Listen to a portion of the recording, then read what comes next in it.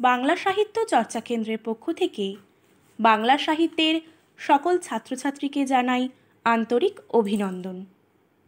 বাংলা সাহিত্য চর্চা কেন্দ্রের পক্ষ থেকে আজকের আলোচ্য বিষয় নবম সর্গে বিভক্ত মধুসূদন দত্তের মেঘনাদ বধ কাব্যের ষষ্ঠ সর্গের। আলোচ্য কাব্যের নাম মেঘনাদ বধ, যা সূচিত হয়েছে 9 সর্গে।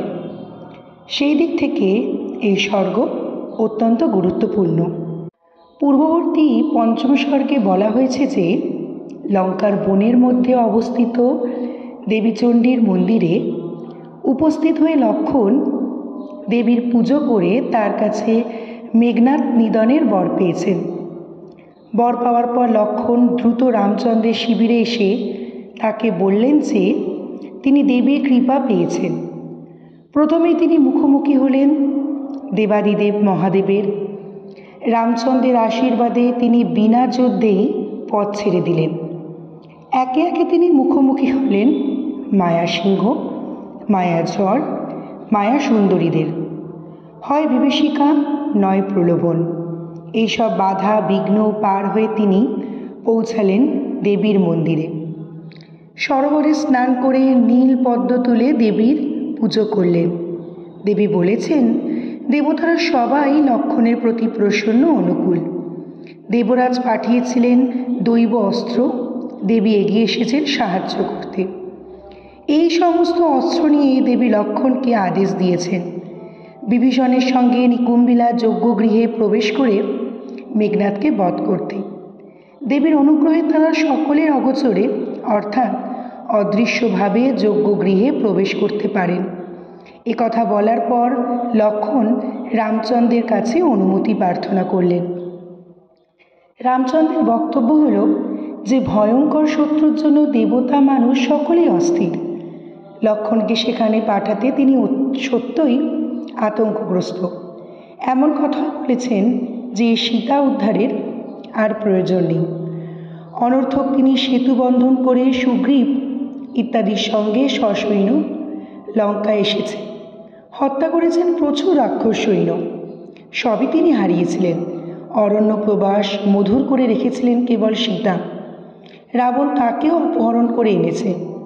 এখন লক্ষ্মণই তার একমাত্র আপন বান্ধব সম্বল। সেই জন্য যুদ্ধ আর প্রয়োজন নেই, বরং বনবাসী শ্রেয়। এই ধরনের বিলাপ শুনে লক্ষ্মণ বীরদর্পে বললেন রামচন্দ্রের মতো বীরের এইভাবে ভীত হওয়া অনুচিত, কারণ স্বয়ং দেবতারাই রামচন্দ্রের সহায়। রামচন্দ্র যদি আদেশ করেন তাহলে তিনি নিশ্চয়ই মেঘনাদকে বধ করতে পারবেন। দেবতাদের অভিপ্রায়ের বিরোধিতা করা তার পক্ষে একেবারেই উচিত নয়। এ কথা বিভীষণেরও। তিনি বলেছেন ইন্দ্রজিৎ এতদিন অপরাজেয় হলেও আজ এই মুহূর্তে তাকে ভয় করবার প্রয়োজন নেই। আগে রাতেই তিনি স্বপ্ন দেখেছেন যে রাক্ষসকুল লক্ষ্মী তার মাথায় কাছে এসে রাক্ষসাধিপতি হিসাবে বরণ করেছেন। দেবী বলেছেন পরের দিন প্রত্যুষে লক্ষ্মণ মেঘনাদকে বধ করবেন। বিভীষণ যেন এই ব্যাপারে তাকে যথোচিত সহায়তা করেন। রামচন্দ্র অনুমতি দিলে তিনি লক্ষ্মণকে নিয়ে নিকুম্বিলা যজ্ঞগৃহে যাবেন। দেবতাদের আদেশ পালন করলে রামচন্দ্রের অভিলাষ নিশ্চয়ই পূর্ণ হবে। রাম কিন্তু এসে আশ্বস্ত হননি। তার কথা হলো লক্ষ্মণ যত দুঃখ কষ্ট পেয়েছেন তার জন্য তাকে নিশ্চিত ধ্বংসের মুখে ঠেলে দিতে তার প্রাণ পারছে না। লক্ষ্মণের যত দুঃখ বনবাসীর কষ্ট সবই রামচন্দ্রের জন্য। মা সুমিত্রা বনবাসী আসবার আগে তাকে রামচন্দ্রের হাতে সমর্পণ করেছেন। সেই লক্ষ্মণের জীবন বিপন্ন হয় এমন কিছু করে সীতা উদ্ধারের প্রয়োজন নেই। সে চেষ্টাতেও কাজ নেই, বরং তারা বনেই ফিরে যাবেন। এত সব বীরদের সমবেত যে চেষ্টায় মেঘনাদকে পরাজিত করা যায় না, লক্ষ্মণ একার সামর্থ্যে সেখানে কি করে বেড়ে উঠবেন? হঠাৎ আকাশবাণী। সেই আকাশবাণী স্বয়ং রামচন্দ্রের উদ্দেশ্যেই। তিনি শুনলেন যে দেবাদেশ অবহেলা করা উচিত নয়, তিনি যেন আকাশের দিকে চেয়ে দেখেন। এই শোনবার পর রামচন্দ্র আকাশের দিকে তাকিয়ে দেখলেন সেখানে সাপের সঙ্গে ময়ূরের এক ভীষণ যুদ্ধ বেঁধেছে। কিছু সময় যুদ্ধের পর ময়ূর মৃত হয়ে মাটিতে পড়ল এবং বিজয়ী সাপ গর্জন করতে লাগল। বিভীষণ দৃশ্যটি ব্যাখ্যা করে দিলেন। তার ব্যঞ্জনা হলো ময়ূরের জয়ী হবার কথা, কিন্তু জয়ী হয়েছে সাপ। তবে লক্ষ্মণের সঙ্গে যুদ্ধে মেঘনাদেরই জিতবার কথা হলেও তিনি যে জিতবেন না, এই ঘটনার মধ্যে দিয়ে দেবতারা সেই কথাই বুঝিয়েছেন বা সূচনা করেছেন। এরপর রামচন্দ্র আশ্বস্ত হয়েছেন, লক্ষ্মণকে দেবতাদের দেওয়া অস্ত্রশস্ত্র দিয়ে সাজিয়েও দিয়েছেন। অতঃপর বিভীষণের সঙ্গে লক্ষ্মণ দ্রুত শিবির থেকে বার হয়েছেন। চারিদিক থেকে পুষ্প বৃষ্টি হতে লাগলো, আকাশে শোনা গেল মঙ্গলবাদ্য, ত্রিভুবন পূর্ণ হয়ে গেল জয়ধ্বনিতে। আকাশের দিকে চেয়ে দেবী দুর্গার কাছে রাম লক্ষ্মণের মঙ্গলের জন্য প্রার্থনা করলেন। পবনদেব সেই প্রার্থনা চালিত করে দিলেন কৈলাসের দিকে। দেবীও প্রার্থনা পূরণের আশীর্বাদ করলেন। ভোরও এলো। বিভীষণ যাতে লক্ষ্মণের দিকে সতর্ক দৃষ্টি রাখেন, সেই অনুরোধ করাতে বিভীষণও তাকে আশ্বাস দিলেন।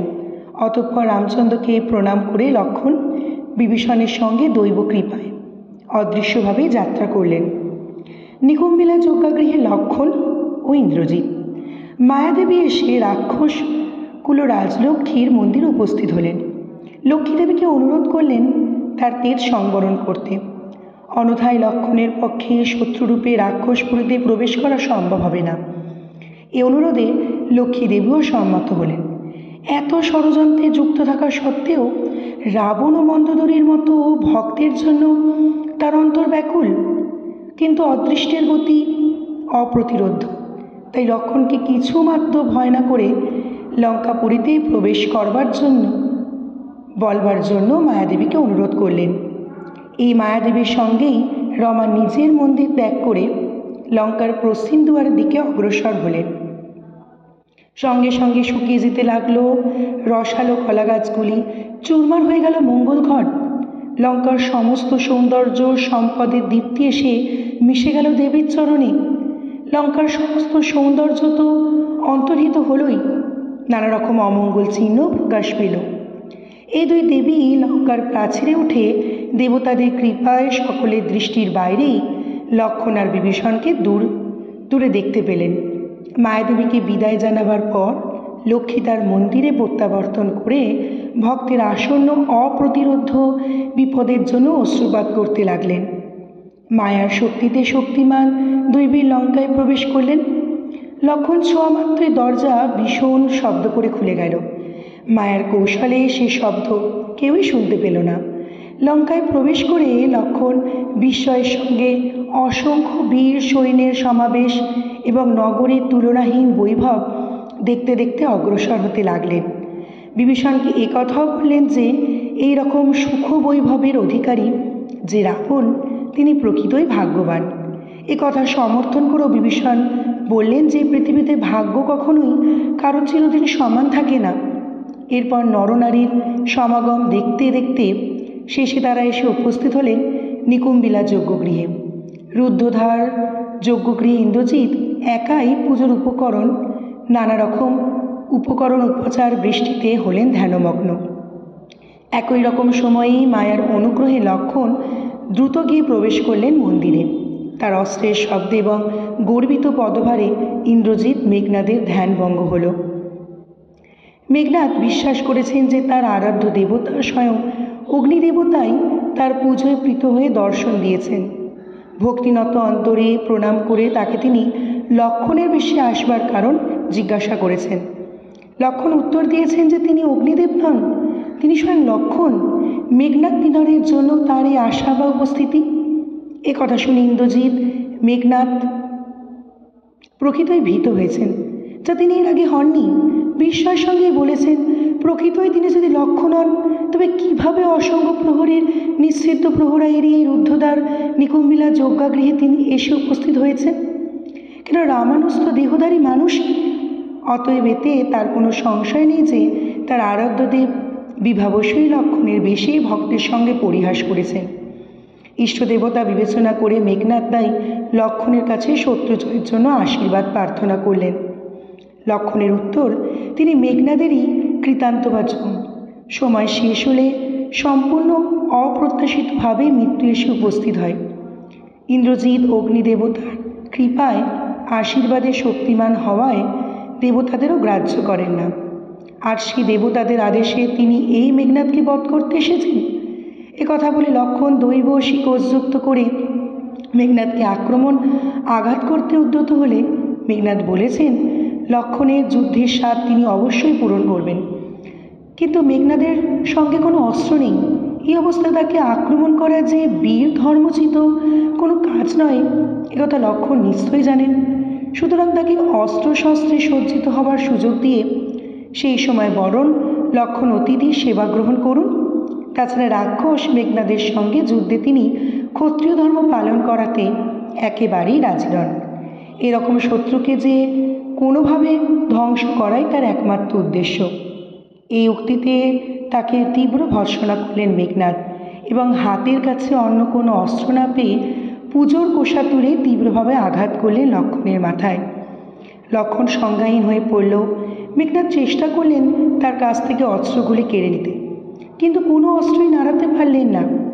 এটি অতএব দেবতাদেরই ষড়যন্ত্র কথা বুঝতে পেরে দরজার পাশে দেখতে পেলেন ক্ষুল্লতার বিভীষণকে। বুঝলেন ইনিই তস্করের মতো শত্রুকে রাক্ষসপুরীর মধ্যে বদ্ধেকে এনেছেন। তাও গুরুজনকে তিনি নিন্দা করতে অনিচ্ছুক, বরং অনুরোধ করলেন দরজা মুক্ত করতে, যাতে অস্ত্রশালায় তিনি গিয়ে অস্ত্র এনে তিনি শত্রু লক্ষণকে হত্যা করে লঙ্কার অপনোদন করতে পারেন। বিভীষণ রামচন্দ্রের প্রতি তার আনুগত্যের কথা বলে ইন্দ্রজিৎ তাকে ধিক্কার দিলেন। রাম লক্ষণ যে কত হীন, কত কাপুরুষিত, লক্ষণের এরকম আচরণেই পরিষ্কার। সামান্য একজন শত্রু অহংকারবশত লঙ্কাপুরীতে প্রবেশ করেছে। এ শাস্তি দিতে বিভীষণ আদেশ করলে তিনি সে আদেশ অবশ্যই পালন করবেন। তাছাড়া বিভীষণ নিজেই বা এমন অপমান সহ্য করেছেন কিভাবে? বিভীষণের উক্তি হলো এই ভৎসনা অর্থহীন। ধ্বংস রেখে এনেছেন রাবণ নিজে, সে ধ্বংসে তিনি সামিল হবেন কেন?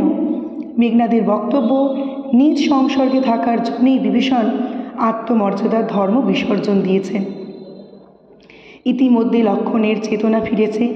চেতনা ফেরার পর তিনি মেঘনাদকে বিদ্ধ করেছেন তীক্ষ্ণ সুরে। বেদনায় ক্রোধে অন্ধ হয়ে ইন্দ্রজিৎ হাতের কাছে যা পেয়েছেন তাই দিয়ে আঘাত করতে চেয়েছেন লক্ষণকে, কিন্তু মায়ের অনুগ্রহে তা তার শরীরই স্পর্শ করেনি। মায়ার চক্রান্তে চারিদিকে দেখেছেন ঋষি, বিষ্ণু, যম প্রভৃতি দেবতাদের। ভবিষ্যতের আভাস পেয়ে হতাশ হয়েছেন। এই অবকাশে লক্ষণ দৈবশী কোষযুক্ত করে মেঘনাদকে আঘাত করলে তিনি মাটিতে পড়ে গেলেন। সে পতনে কেঁপে উঠল সমস্ত পৃথিবী, উত্তোলিত হলো সমুদ্র, ভয়ঙ্কর শব্দে পূর্ণ হলো পৃথিবী। মাথা থেকে সোনার মুকুট খসে পড়ল স্বয়ং রাবণের। সবচেয়ে প্রতীকী ব্যাপার হলো আত্মবিস্মৃতি বশত প্রমীলা তার মাথার সিন্দুর বিন্দু মুছে ফেললেন। অচেতন হয়ে পড়লেন স্বয়ং রানী মন্দোদরী। শিশুরা মায়ের কোলে কেঁদে উঠল দুঃস্বপ্ন দেখে। এই রকম মর্মান্তিক পরিস্থিতিতে হতমান অবস্থায় ইন্দ্রজিৎ বলেছেন তিনি বীর, সেই হেতু মৃত্যু ভয় তিনি ভীত নন। দুঃখ হয়ে যে দেবরাজ ইন্দ্রকে তিনি পরাভূত করেছেন, তিনি শেষত পরাজিত হলেন লক্ষণের মতো একজন কাপুরুষের হাতে। তবে রাক্ষসাধিপতি যখন এই অন্যায় যুদ্ধের কথা শুনবেন, তখন লক্ষণ সেখানেই পালায়ন করুন না কেন, দেবতা, দানব বা মানুষ কারোর পক্ষেই তাকে রক্ষা করা সম্ভব হবে না। মৃত্যুর আগে মেঘনাদ স্মরণ করলেন তার বাবা মায়ের কথা, স্মরণ করলেন প্রমীলার কথা, অশ্রুপাত করতে লাগলেন। প্রাণহীন সৌন্দর্যহীন দেহে তিনি মাটিতে পড়ে রইলেন। এরপর বিভীষণ শোকাতুরা হয়ে পড়লেন। বিলাপ করে বলতে লাগলেন, রাবণ, মন্দোদরী, প্রমীলা এবং বৃদ্ধ পিতাময়ী নিকষা তাকে এই অবস্থায় দেখলে কি বলবেন? কাকা হয়ে তিনি তাকে উঠতে বলেছেন, এও আশ্বাস দিচ্ছেন এক্ষুনি দরজা খুলে দেবেন। তিনি যেন যশোদিত অস্ত্রশস্ত্রে সজ্জিত হয়ে যুদ্ধ করে শত্রু বিনাশ করেন।